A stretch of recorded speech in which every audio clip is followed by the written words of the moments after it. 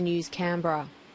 Okay, on that, let's bring in the Shadow Home Affairs Minister, James Patterson. James, as this all plays out, what's your view on events, on where things are right now when it comes to that case? Good morning, Pete. Look, it's a mug's game trying to predict how the High Court will rule in any case, but certainly journalists who cover these things and independent academic experts like Anne Twomey and others believe that the government has a strong case and think it's unlikely that the High Court would rule that ASF 17 has been indefinitely detained, like the NZYQ cohort. And the reason for that is this person has chosen not to cooperate with their own removal. They have been found by every court and every tribunal who's considered their case not to meet the definition of a refugee under the international conventions and Australian law. And therefore, if the High Court was to find that this person was being indefinitely detained because they'd failed to cooperate, that would send a terrible signal and give a terrible incentive to any other would-be asylum seeker to never cooperate with Australian authorities in the hope that you'll eventually be released into the community. Now, it's my hope that the High Court understands the implications of that and decides accordingly. Yeah, look, I mean, that probably is a release of the pressure valve, is it not, if ASF 17 stays in detention? Well, certainly, I think it would be welcome because otherwise the system of mandatory detention in Australia would be really brought into question, and whether or not the government could remove anyone who's found not to be a refugee from our country would be brought into question.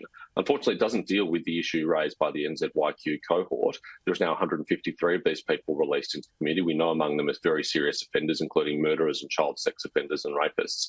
And we know that only half of those are now in the community with electronic monitoring, and that dozens of them have either breached their visa conditions or reoffended in the community. And this government is still not used the emergency powers the Parliament gave them before Christmas to protect the community by using preventive detention orders to get them off the streets. So unfortunately, even if this case goes to the government's favour, Australians are still not safe from this government's botched handling of these issues. OK. China has accused Australia overnight, James, of having a Cold War mentality and that it poses no threat to any other nation, which Taiwan or those in espionage might find surprising. What are your thoughts on that response overnight?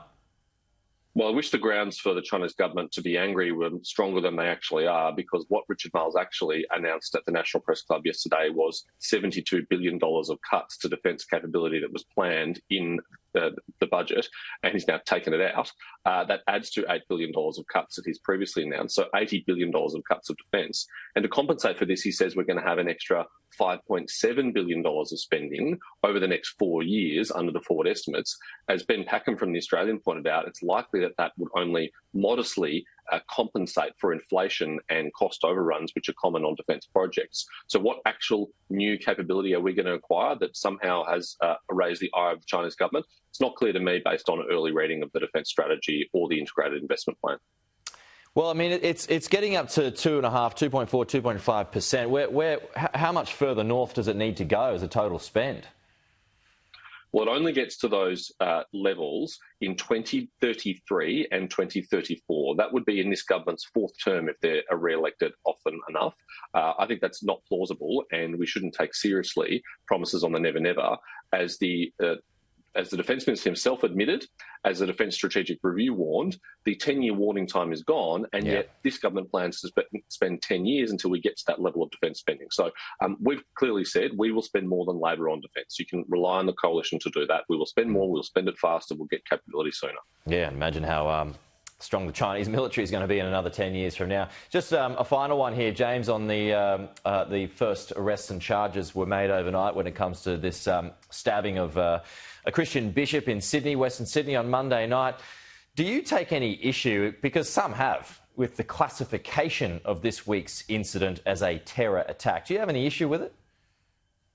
No, and I'm not sure why people do. The facts, as we understand them, are clear. The person expressed their own religious motivations for attacking a person of another faith in a church while it was being broadcast with a knife. I mean, that fits the definition of terrorism. And unless new facts come forward to change that, then I think that's appropriate. I do understand why Middle East Christians, Assyrian Christians are very angry and upset by this, but it's never appropriate to take these matters into your own hands. And it is appropriate that police are now going and arresting people who did riot, including assaulting police officers, which is never acceptable in our country. No. OK, James, we'll leave it there. Appreciate it. Thank you. Well, 2 more parks in Melbourne.